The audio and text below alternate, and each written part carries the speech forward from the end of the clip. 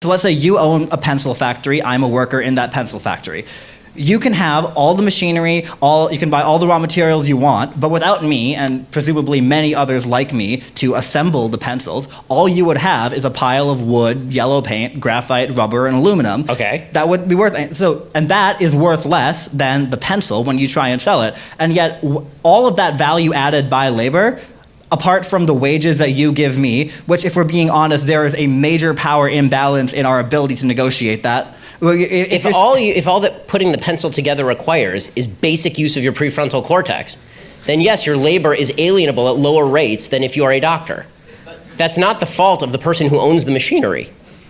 But if you didn't have workers like me and your pencil factory and you were just one man. But I do. I have millions of people who are willing to do that voluntarily for me. The differentiation I draw, and I'm not alone in this, I'm not one person trying to redefine anything. The differentiation I and many others like me draw between socialism and capitalism is that under capitalism, when you as the owner of the factory, you give me a wage. The wage could be $7.25, it could be $15, it could be whatever an hour. Right? But you give me a wage.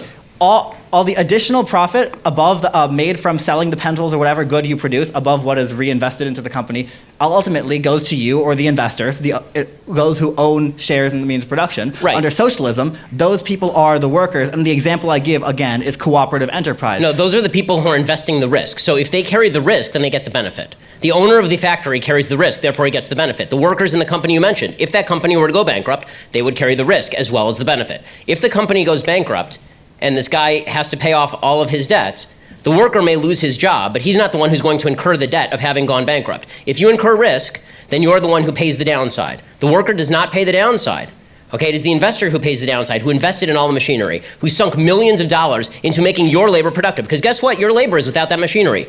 Gunk. Nothing. You don't have a pencil to put together, you don't got the wood, you don't got the paint, you don't got the rubber, you don't got the metal, you got nothing.